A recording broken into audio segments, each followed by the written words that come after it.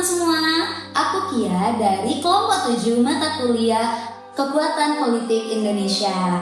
Nah, teman-teman, sekarang aku sedang bersama seorang narasumber yang sangat luar biasa kerennya, yang merupakan dosen dari Departemen Ilmu Politik Universitas Andalas, yang juga merupakan ahli dari politik gender, yaitu Ibu Dr. Indah Adi Putri SIP MIP. Halo Ibu, apa kabarnya? Gimana nih Bu, belakangan ini kesehariannya, sibuk kah, capek kah, atau seneng-seneng banget nih? Seneng-seneng aja. Oke, yang penting dinikmati teman-teman. Nah teman-teman semua, jadi sekarang aku dan Ibu Indah akan membahas sebuah topik terkait kuota bukan sekadar angka, representasi keterwakilan politik perempuan melalui kuota sebesar 30%. Nah, Bu dan teman-teman, seperti yang kita ketahui sekarang bahwasannya terdapat kuota 30% untuk perempuan, untuk keterwakilan politik perempuan di dalam dunia politik di Indonesia. Nah, di satu sisi teman-teman, kuota ini berhasil untuk mendongkrak jumlah keterwakilan perempuan dalam dunia politik.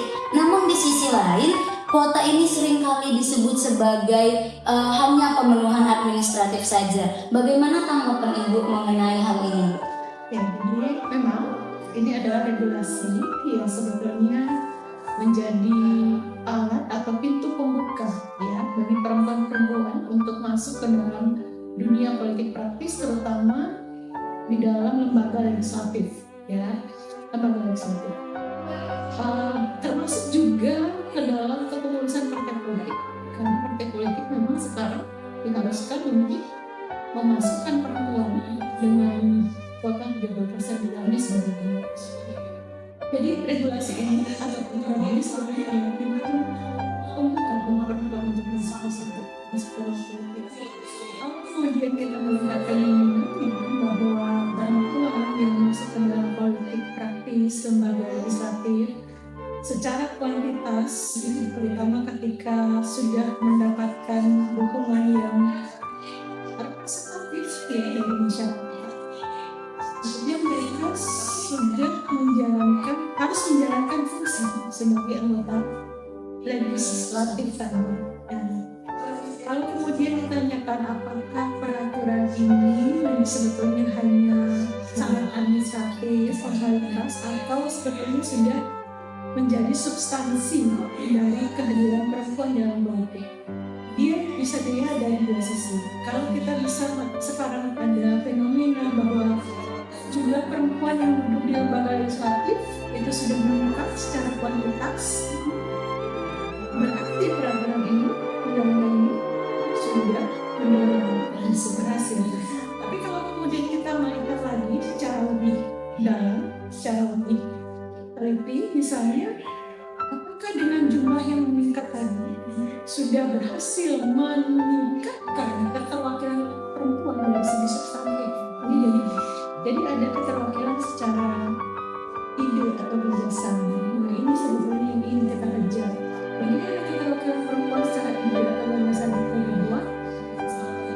Yang dimaksud di situ adalah keterwakilan secara ide dan gagasan ini adalah bahwa perempuan yang memiliki kebutuhan khusus dalam tanda petik dengan segala persoalan ya, pengalaman hidupnya yang khusus gitu ya, dari hamil, melahirkan, kemudian membesarkan anak, menstruasi dan lain-lain, itu sebenarnya kebutuhan khusus.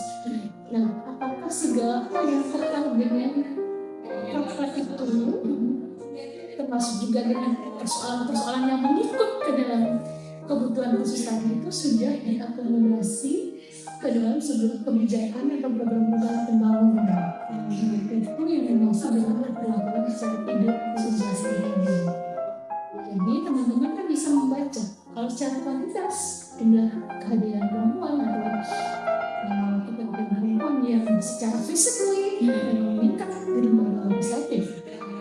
But the question is, apakah dengan legislasi yang meningkat tadi juga diikuti dengan kualitas di mana ide, gagasan, kepentingan tadi betul-betul diakomodasi ke dalam kebijakan program-program pembangunan.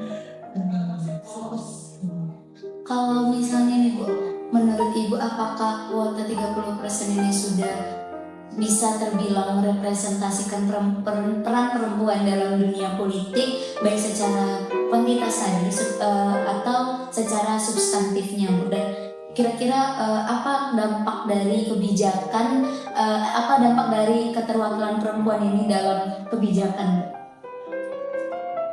Jadi kuota 30% itu adalah hal yang bagus menurut saya.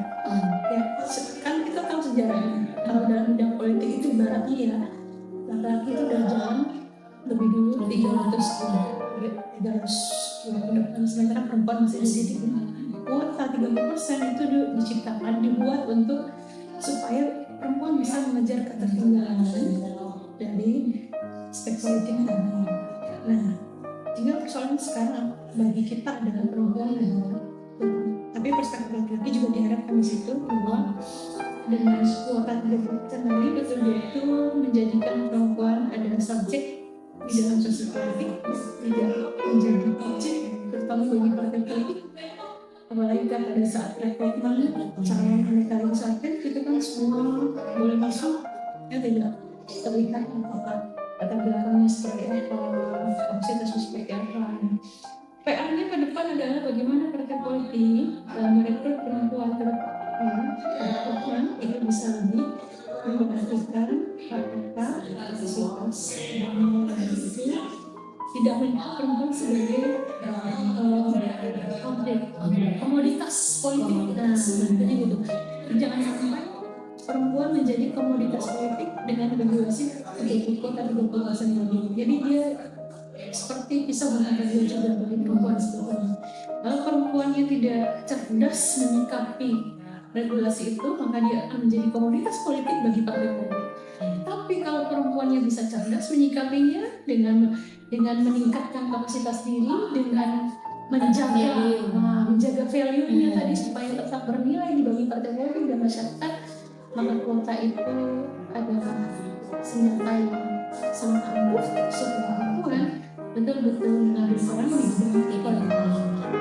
Kalau untuk ini, Bu, hambatan-hambatan yang biasanya dihadapi oleh perempuan untuk terjun ke dalam dunia politik, kira-kira apa dan apa solusinya? Ya, saya sudah sering bicara menjawab pertanyaan seperti ini. Apa sebetulnya ada tantangan yang perempuan dari masalah ini bukan pertanyaan yang mungkin udah sekian kali ditanyakan, sering sekali. Jadi saya melihatnya ada dua faktor, internal dan eksternal. Kalau internalnya ini yang paling berat menurut saya ini di segala sesuatu begin from yourself. Segala sesuatu mulai dari diri sendiri. Tidak hanya laki-laki dan perempuan. Kalau tidak hanya perempuan saja, kalau laki-laki pun ingin membuat perubahan, dia harus mulai dari dirinya sendiri.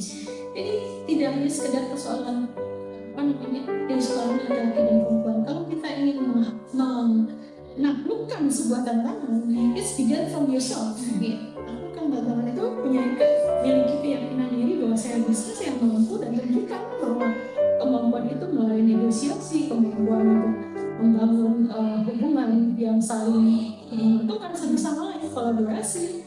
Jadi itu persoalan internal. Namanya saya kira dari segi regulasi semua sudah mendukung kehadiran perempuan dalam bidang politik. Yang mungkin masih banyak stigma bahwa politik itu kotor, ketika perempuan masuk ke dalamnya ikut-ikutan kotor, apalagi kalau dia perempuan minat atau perasaan perempuan utama gitu ya, takut nanti derajatnya turun. Jadi menurut saya ketika perempuan ingin masuk ke dalam dunia politik dan mengambil peran di situ, jangan membatasi diri dalam harus jadi kadernya. Saya kira politik tidak sesempit itu.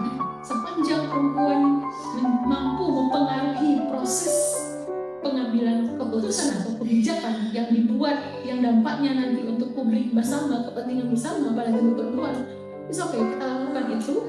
Ya mungkin terlihat tidak terlalu sesuatu yang besar, tapi sesuatu yang besar memang harus dimulai dari yang kecil. Kalau sekarang sudah ada perempuan yang sudah duduk di lembaga legislatif, itu sudah bagus menurut saya.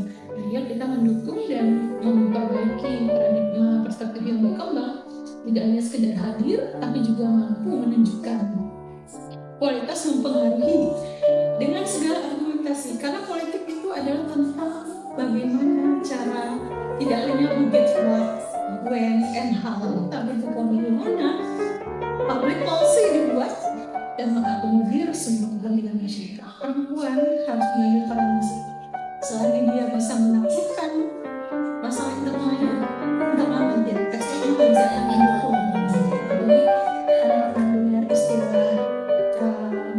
yang disebut dengan vibrasi yang positif itu dia akan sesuatu yang positif kalau saya meyakini.